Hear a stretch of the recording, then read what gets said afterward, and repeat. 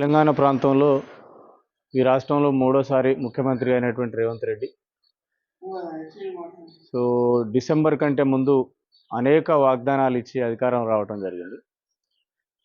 అది ఏ రకం కూడా సాధ్యం కాని 6 గ్యారంటీ పథకాల పేరు మీద గ్రామాలకు వెళ్ళి ఇంటింటికి వాళ్ళు 6 గ్యారంటీలకు సంబంధించిన కార్డ్స్ను అదేదో పట్టా పేపర్ లాగానో అదేదో హామీ పత్రం లాగానో ఇవ్వటం జరిగింది. అది నిజంగా చాలా హాస్యాస్పదమైనటువంటి.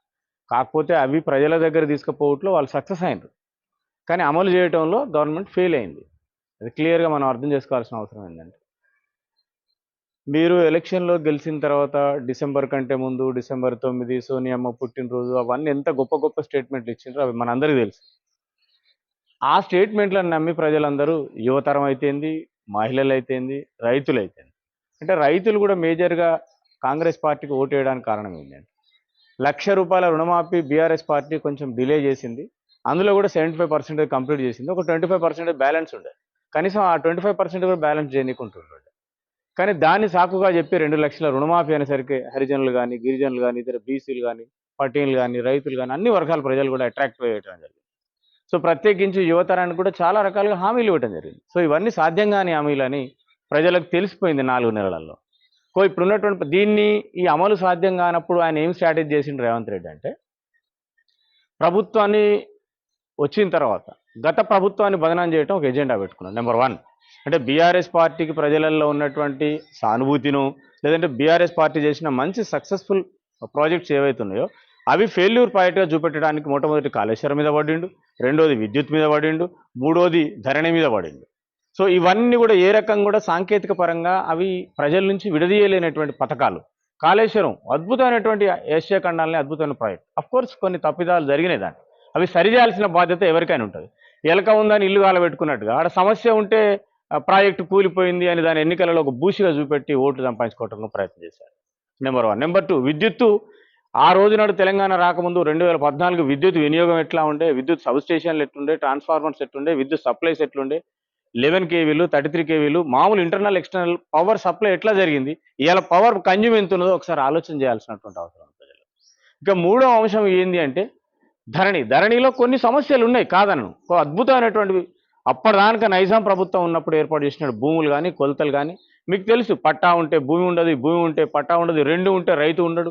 ఇట్లాంటి చాలా రకాలుగా సమస్యలు భూమిలో ఉంటే భూమి కేంద్రంగా అనేక రకాల మార్పులు చేర్పులు చేసి కేసీఆర్ గారు ఒక కార్యక్రమం చేశాడు. నువ్వు వచ్చిన తర్వాత అందులో ఉన్న సమస్యలు ఏమున్నాయో అధికారులను కూర్చుండబెట్టి ఆ సమస్యలు ఎట్లా పరిష్కారం చేయాలో ఆలోచన చేయాలి, కానీ కేసీఆర్ ధరణి పెట్టినాక నేను తీసేయాలి, ఇది దరిద్రమైనటువంటి ఆలోచన వచ్చింది. ఇక మూడో అంశం ఏంటంటే హామీలు. 2 లక్షల రుణమాఫీ, అప్పటికి మనం వీళ్ళు ప్రకటించినటువంటి ఉచిత హామీలు ఒక 5 రాష్ట్రాలలో ఆ రాష్ట్రం యొక్క వార్షిక బడ్జెట్ ఎంత అవుతుంటుందో ఈ యొక్క తెలంగాణలో అమలు చేసే వార్షిక ఆ సంక్షేమ పథకాల యొక్క బడ్జెట్ అదే ఉంటుంది. ఏ రకంగా కూడా ఈ అమలుకు సాధ్యం కాదు. ఇప్పటికీ 100 రోజులు అయిపోయి 120 రోజులు కావస్తుంది. ఏ ఒక్క సింగిల్ రైతుకు కానీ 2 లక్షల రుణమాఫీ చేశారా? నెంబర్ 1. నెంబర్ 2, కేసీఆర్ గారు అంతకుముందు ఉన్నటువంటి రైతు బంధు పథకంకు వర్తించినటువంటి 10,000 రూపాయలే వేశారు తప్పితే ఇంకొక రూపాయి కూడా 5 ఎకరాల లోపు ఇంకో కొంచెం అటు ఇటుగా వేశారు తప్పితే ఒక్క రూపాయి కూడా వాళ్ళన్నే 15,000 కూడా వేయలే. అంటే గతంలో బీఆర్ఎస్ ప్రభుత్వం అమలు చేసినటువంటి రైతు బంధునే ఇంప్లిమెంట్ చేసి తప్పితే కొత్తగా ఏం చేయలేదు. ఇక మూడో అంశం ఏంటంటే, సరే ఈ ఆడ స్త్రీలకు సంబంధించి పెట్టాడు. స్త్రీలు బస్సులు ఎక్కడానికి మేము వ్యతిరేకం కాదు, కనీసం హాఫ్ టికెట్ అన్న పెట్టాల్సినటువంటి. ఇక దాంట్లో మధ్యతరగతి స్త్రీ పోతుంది, పూరెస్ట్ ఆఫ్ ది ప్రూఫ్ స్త్రీ పోతుంది, ఉద్యోగులు పోతున్నారు, వ్యాపారస్తులు పోతున్నారు, కరోడుపతులు పోతున్నాడు, కూలి పని చేసుకుంటాడు కూడా బస్సులలో పోతున్నారు. ఇది ఇప్పటికే కొన్ని వేల కోట్ల నష్టంలో ఉన్నటువంటి ఆర్టీసీని ఇంకా అధ్వాన స్థితిలో 1,400 కోట్ల రూపాయలకు నష్టాన్ని చేకూర్చే విధంగా ఆర్టీసీ నిర్ణయాల్లో జరిగిపోయింది. అలా ఎంప్లాయీస్ కానీ దాంట్లో ఉండే ఎండి మేనేజింగ్ డైరెక్టర్ నుంచి కింది స్థాయి ఫిట్టర్ ఎలక్ట్రీషియన్ వరకు కూడా ఉన్నటువంటి ఎంప్లాయీస్ అందరూ కూడా ఎందుకు పెట్టిండ్రా నాయన ఈ ఫ్రీ బస్సు అనేది కొట్టుక చచ్చిపోతున్నారు. అంటే ఆర్థికంగా ఒక్క రూపాయి కూడా రిఫండ్ వచ్చేది లేదు దాని ద్వారా. సో వ్యవసాయ ఉత్పత్తులకు ఇస్తే, రైతు పెట్టుబడికి ఇస్తే వ్యవసాయం ఉత్పత్తి అవుతుంది, వార్షిక ఆదాయం ఇంక్రీజ్ అవుతుంది. అట్లా ఇండస్ట్రియల్కి ఇస్తే ఇంక్రీజ్ అవుతుంది, పవర్ ఎంకరేజ్ చేస్తే ఇంక్రీజ్ అవుతుంది. కానీ ఇక్కడ ఉన్నటువంటి దౌర్భాగ్య పరిస్థితి ఒక్క రూపాయి కూడా రిటర్న్స్ వచ్చే అవకాశం లేదు. సో అది ఆర్టీసీ ఒకటి. దాంట్లో అది ఏం జరుగుద్ది ఏం పోతే 2 అంశం. సరే, గ్యాస్కు సంబంధించి మీరు గతంలో కూడా ఏం చేశారంటే ప్రజాపాలన పేరు మీద గ్రామాలలోకి వెళ్ళారు. వీళ్ళు ఏం చేశారు, ప్రతి రైతుది, ప్రతి కూలీది, ప్రతి పేదవాడిది ఒక డేటా, ఇండివిజువల్ డేటా తీసుకోవడానికి ట్రై చేశారు. ఆ ఆ డేటా నింపే కాలాల్లో కూడా అసంపూర్తిగా ఉన్నటువంటి కాలమ్స్ ఉన్నాయి. దాని ఆధారంగా ఏం చేసిరంటే ప్రజలందరూ, అయ్యా రేవంత్ రెడ్డి వచ్చిండు, ప్రజాపాలన పేరు మీద దరఖాస్తు తీసుకుంటాడు, పేదోడెవడో బలిసినోడెవడో మధ్యతరగతోడెవడో దీన్ని వర్గీకరణ చేస్తాడు, చేసిన తర్వాత గవర్నమెంట్ పథకాలు ఇస్తాడని అనుకున్నారు. కానీ వాస్తవంగా ఇక్కడ ఉన్నది ఏంటంటే అదే ప్రజలకు నువ్వు అప్లికేషన్ తీసుకున్నావు, అదే ప్రజలకు ఇలా గ్యాప్ సబ్సిడీ ఇస్తాడు. పేదోడెవడో తెలియాలి కదా, ధనం వృధా అవుతుంది, దుబారా అవుతుంది, బలిసినోడు రైతు బంధు తీసుకుంటున్నాడు, శ్రీమంతుడు సబ్సిడీ తీసుకుంటాడని అన్నావు కదా. మరి ధనవంతుడెవడు, శ్రీమంతుడెవడు, పేదోడెవడు, దరిద్రుడెవడు వర్గీకరణ చేయాలంటే ఏం చేయాలి? నీ ప్రజాపాలన దరఖాస్తులను వర్గీకరణ చేసి క్రాస్ చెక్ చేసి ఫీల్డ్కి వెళ్ళి, ఏమయ్యా నీ ఇంట్లో ఏమున్నది, భూమి ఏమున్నది, జాగే ఉంది, రైతు పట్టాదారు పాస్ పుస్తకం ఉందా, లోన్ ఉందా, కారు ఉందా, ట్రాక్టర్ ఉందా, వెరిఫై చేయాల్సిన అవసరం ఉంది. కానీ చేయకుంటేనే మళ్ళీ నువ్వు గ్యాస్ సబ్సిడీకి అప్లికేషన్ తీసుకున్నావు, ఇస్తున్నావు, కొద్ది మందికి ఇచ్చినావు కావచ్చు, పవర్ కూడా కొద్దిగా ఇచ్చినావు కావచ్చు.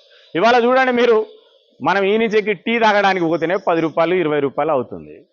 ఇలా 200 రూపాయలు నువ్వు సబ్సిడీ ఎలక్ట్రిసిటీ కన్జ్యూమర్కి ఇస్తా అని చెప్పినావు. సరే, అది కూడా ఎలక్ట్రిసిటీ కూడా కుప్పల తెప్పల్లో అప్పులలో కూరుకపోయి ఉంటుంది, ఇబ్బంది ఏం లేదు. ఇవన్నీ అమలు చేయడానికి కొత్త స్ట్రాటజీ ఏమి ఎంచుకున్నాడు ఇప్పుడు మళ్ళీ రేవంత్ రెడ్డి గారు అంటే, ఈ పథకాలన్నీ ఈ రాష్ట్రంలో అమలు జరగాలంటే కేంద్రంలో కాంగ్రెస్ పార్టీ అధికారంలోకి రావాలి, రాహుల్ గాంధీ ప్రధాని కావాలి అన్నాడు. మరి నువ్వు వీడు ఎవరు కాకముందే హామీలు ఇచ్చినావు కదా, మేము వస్తున్నాం డిసెంబర్ 9 తారీఖు ఎల్బీ స్టేడియంలో సంతకం పెడతాం, ఫస్ట్ సంతకమే 2 లక్షల రుణమాఫీ, ఇంకోటి అని నీ నోటికి వచ్చినాయని చెప్పినావు కదా. మరి ఆ రోజు నాడు రాహుల్ గాంధీ ఈ దేశంలో ప్రధాని అయితే కాంగ్రెస్ అధికారంలోకి వస్తే మాత్రమే అమలు చేస్తాను ఎందుకు చెప్పలేదు?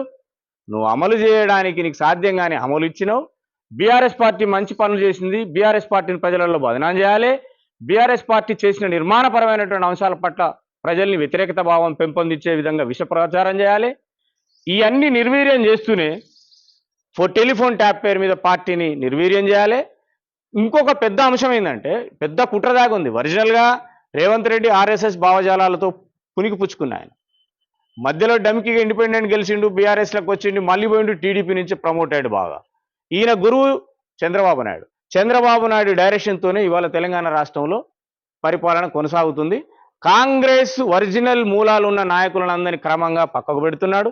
ఎవరైతే వలస వచ్చిన నాయకులు, మా దగ్గర చూడండి, నిన్నగాక మొన్న ఒక దౌర్భాగ్యమైనటువంటి లీడర్ కడెన్సీని తీసుకున్నాడు, రేవూరి ప్రకాష్ రెడ్డి, నరేందర్ రెడ్డి, అక్కడ ఉన్నటువంటి మైనంపల్లి హనుమంతరావు, హైదరాబాదు సిటీలో మల్కాజ్గిరికి ఇన్ఛార్జిగా పెట్టుకున్నాడు. అంటే తెలుగుదేశం మూలాలు ఉన్నటువంటి వాళ్ళందరినీ సమీకరించుకొని ఒక కోటరీ ఏర్పాటు చేసుకున్నాడు. సీతక్క తెలుగుదేశం అంటే ఆయా జిల్లాల్లో ఈయన ప్రాతినిధ్యం వహించినప్పుడు, నారా చంద్రబాబు నాయుడు ముఖ్యమంత్రిగా ఉన్నప్పుడు ఎవరైతే తెలుగుదేశం పార్టీలో తుమ్మల నాగేశ్వరరావు తెలుగుదేశం, ఇట్లా బాగా ఫ్రంట్ లైన్లో ఉన్న నాయకత్వాన్ని అంతా తీసుకొని తెలుగుదేశం మూలాలు ఉన్న వాళ్ళని ఒక దగ్గర పెట్టుకొని, కాంగ్రెస్ పార్టీల మీద నమ్మకం లేదు, వీడు కోమటిరెడ్డి గుల కొడతాడా, ఉత్తమ్ కుమార్ రెడ్డి కూడా కొడతాడా, ఇంకా దాంట్లో ఉన్నటువంటి బట్టి గుల కొడతాడా, ఎవరు కూడా కొడతారో తెలియదు, కంప్లీట్ అభద్రతా భావంతో ఉన్నాడు. నికారస్ అనేటువంటి కాంగ్రెస్ ఉన్న వాళ్ళందరినీ పక్కకు పెట్టి నకిలీ కాంగ్రెస్ పేరు మీద గెలిచి ఎమ్మెల్యేగా అయిన వాళ్ళందరినీ తీసుకొచ్చుకొని మెల్లగా ఆయన స్థిరంగా కుర్చీ పదిలం చేసుకోవడం కోసం ప్రయత్నం చేస్తున్నాడు. ఇది ప్రజలు గమనిస్తారు. పార్లమెంట్ ఎన్నికల తర్వాత ఇవాళ రైతులు ఎంత ఇబ్బంది పడుతుందో తెలుసు. ఈ 10 ఏళ్లలో అఫ్కోర్స్ కొంత ప్రకృతి వైపరీత్యం ఉండొచ్చు, మంచినీళ్ళకి కిటకిట అయింది, కరెంటు ప్రాబ్లం స్టార్ట్ అయింది, రైతులకు ఇబ్బంది అవుతుంది. ఇవాళ నువ్వు 500 రూపాయల బోనస్ అన్నావు, అరకొర కొనుగోలు సెంటర్లు పెట్టినావు. ఇలా అరకొర కొనుగోలు సెంటర్లలో తాగునీరు లేదు, సెంటర్లు చక్కగా లేదు, బారదాని లేదు, దానికి లెక్కలు రాసేటోడు చక్కగా లేదు, సమన్వయం చేసేటోడు చక్కగా లేడు. మరి అప్పటిదానిక పంట ఎండిపోతాందరూ మొర్రో అంటే ఈయనోడు కేసీఆర్ గారు కరీంనగర్ బయలుదేరంగానే, కేసీఆర్ గారు నల్గొండ బయలుదేరంగానే, కేసీఆర్ గారు పాలకుర్తికి బయలుదేరంగానే నీళ్ళు ఎట్లా వచ్చినాయి అంటే అప్పటికే ముందే క్రాప్ను సంరక్షించుకోవడానికి కావాల్సిన ప్లాన్ ఉంటే ఇంత ఇబ్బంది ఉండకపోవు కదా. సో అందుకోసం ఉద్దేశపూర్వకంగా కొన్ని మా గత ప్రభుత్వాన్ని బదనాం చేయాలనేది ఒకటి ఉద్దేశం, సాధ్యంగానే అమలు ఇచ్చింది కనుక ప్రజల్ని సైడ్ ట్రాక్ పట్టేయాలనేది రెండో ఉద్దేశం. ఈ రాష్ట్రంలో 17 సీట్లలో కనీసం ఫస్ట్ 17 అన్నాడు, నిన్న 14 అంటాడు, ఇప్పుడు 12 వచ్చినా చాలు 12 గెలవాలంటాడు. అంటే ఆయన మాట మీద ఆయనకు స్టెబిలిటీ లేడు. 1-2 పత్రికలు మీడియాలు అడ్డం పెట్టుకొని చాలా రకాలుగా అసలు గెలిచినటువంటి ఒక చిన్న అంశం ఏంటంటే, ఒక రాష్ట్రంలో ఒక రాజు పోయి ఇంకో నాయకుడు గెలిచిండు అంటే ఆ నాయకుడు గొప్పతనం, ఆయన ఎట్లా గెలిచిండు, ఆయన వ్యూహం ఎట్లా ఉండే, ఆయన సమర్థత ఎట్లా ఉండే, ఆయన చుట్టూ మీడియా కానీ మేధావులు కానీ అటెన్షన్ కావాలి. అక్కడ లేదు, మొత్తం మీడియా అంతా కూడా అటెన్షన్ కేసీఆర్ చుట్టూ ఉంటుంది. అరే వై ఎందుకు ఈ రేవంత్ రెడ్డి ఎట్లా గెలిచిండు, ఎంత సమర్థుడు, మంత్రివర్గం ఏ పని చేస్తుంది, ఇప్పటికో ముస్లిం మినిస్టర్ లేడల్లా, ఒక మాదిగ మినిస్టర్ లేడు అందులో, ఎందుకు లేడు? ఒక లంబాడి మినిస్టర్ లేడు. ఎందుకు లేడు? మళ్ళీ రెడ్డి రాజులనే తీసుకురావాలి. మళ్ళీ మొత్తం ఒక రాజ్యం అంతా కూడా రెడ్డి అనే కోట ఒకటి క్రియేట్ చేసి పెడతాం. రెడ్డికి వ్యతిరేకం కాదు, కానీ పక్కా ఒక రెడ్డి. ఇవాళ 700 కోట్ల రూపాయలు 7,000 కోట్ల రూపాయలని రైతు బంధు కింద ఇస్తే నువ్వు బడా కాంట్రాక్టులు పంపిణీ చేసినవే. మరి అప్పటిదానికి ఆకలితో ఎదురు చూస్తున్నటువంటి రైతానికి అన్యాయం చేసినవే. అదే నీకు పొంగులేటి శ్రీనివాసరెడ్డి ఏం చేసి నువ్వు డబ్బులు ఇవ్వగానే వాని కొడుకు దొంగవాచిల కొనుగోలు కింద కస్టమ్స్కి దొరికింది చెన్నైలో. అంటే ఒక పక్కన రైతుల కన్నీళ్ళల్లో కారం కొట్టి నువ్వు నీ కొడుకు లేదంటే నీకున్న వ్యాపారస్తులకు సంబంధించి డబ్బులు తీసుకోవడం జరిగింది. ఇది ప్రజలు గమనిస్తున్నారు. రేపు వచ్చే పార్లమెంట్ ఎన్నికలలో బరాబర్ సరే, ఎన్నికలలో గెలుపుకోవటములు సహజం, కానీ ఎన్నికలలో ఖచ్చితంగా నీకు కర్రు కాసి వాత పెడతాడు. దానికి నువ్వు సిద్ధంగా ఉండాల్సిందిగా తెలియజేస్తున్నాం. నికారసైన కాంగ్రెస్ కార్యకర్తలు నమస్కారం చెప్తున్నాం. వరంగల్ లాంటి ప్రాంతంలో ఇక్కడ ఉన్నటువంటి బీఆర్ఎస్ నాయకులు మభ్యపెట్టి నువ్వు గేట్లు తెరుస్తున్నావు కదా, గేట్లు తెరుస్తున్నట్టు. అరే గేట్లు గీటికి కాదురా భయ్, జనాన్ని చేసుకోవడానికి కాదు నువ్వు గేట్లు తెరిచేది. ప్రజలకు ఇవ్వాల్సిన రైతు బంధుకు నీ బ్యాంకులో గేట్లు తెరువు. ప్రజలకు ఇవ్వాల్సినటువంటి 2,000, 3,000, 4,000 పెన్షన్ వస్తున్నారు. పాపం ముసలోళ్ళు, 3,000 ఒంటరి స్త్రీలు, వికలాంగులు ఎదురు చూస్తున్నారు. వాళ్ళ కోసం ఫైనాన్షియల్ గేట్లు తెరువు. ఈ జనాన్ని తోలుకుంటే ఏమవుతారా వైరి? ఆల్రెడీ నువ్వు గెలిచి అయిపోయి ముఖ్యమంత్రి సీట్ మీద కూర్చునే, ఇంకా నిన్నెవడు వీక్తాడు? సో వీటి మీద ఈ ఈ ఈ ఈ డ్యామేజ్ చేయాలి, పక్క పార్టీని జీరో చేయాలి, వాళ్ళని బదనాం చేయాలి, వాళ్ళ దాంట్లో ఉన్న వాళ్ళని చేర్పించుకోవాలంటే చేరినోనికి సిగ్గు లేదు, చేర్పించుకుంటే సిగ్గు లేదు. కనీసం బీఆర్ఎస్ పార్టీ మీద గెలిచినోడు, బీఫామ్ గెలిచినోడు ఎట్లా పోతాడే? రాజీనామా చేయాలి కదా, జ్ఞానం ఉన్నాడు.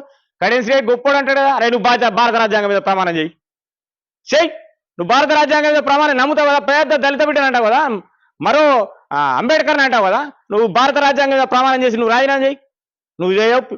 నీకు నీ బిడ్డకు కావాలి, వానికి కొడుకు అయ్యకు కావాలి, ఇంకోని వాని తాత ముత్తాతలకు కావాలి. ఇయ్యా సీట్లు ఇక్కడ మాది కూడా ఉండే ఎవరికి అక్కర్లేదా? నువ్వు మాదిగా ఆయన బయలు ఆయనవు, నీ బిడ్డ బయలు ఆయన, పక్కన వర్ధనపేటలో మాలాయన ఉన్నాడు. ఇక్కడ ఉమ్మడి వరంగల్ జిల్లాలో ఒక మాదిగని కూడా పార్లమెంట్ అసెంబ్లీ టికెట్ వద్దా? అంటే ఒక క్యాస్ట్ నిర్వీర్యం చేయడం కోసం ఒక పని, ప్రభుత్వ వెల్ఫేర్ నిర్వీర్యం చేయడం కోసం ఇంకొక పని, బీఆర్ఎస్ను బదనాం చేయడం రెండో పని, మొత్తం వెల్ఫేర్ స్కీమ్స్ గెలిపి అమలు చేయరా అంటే రాజీవ్ గాంధీ కావాలి, కాంగ్రెస్ గెలవాలి, అప్పుడు మాత్రమే వస్తాయంటావు. మరి ఇట్లాంటి విధవ నువ్వు ఎందుకు పనికి మాలిన శాతకాన్ని హామీలు ఇచ్చి గెలిచినావు? సో దీని పట్ల ప్రజలు అప్రమత్తంగా ఉండి వచ్చే ఎన్నికలలో కాంగ్రెస్ కు వ్యతిరేకంగా ఓటేసి బీఆర్ఎస్ వాయిస్ను తెలంగాణ వాయిస్ను పార్లమెంట్లో వినిపించే విధంగా ప్రయత్నం చేయాలి, పోరాటం చేయాలి, కష్టపడాలని తెలియజేస్తుంది.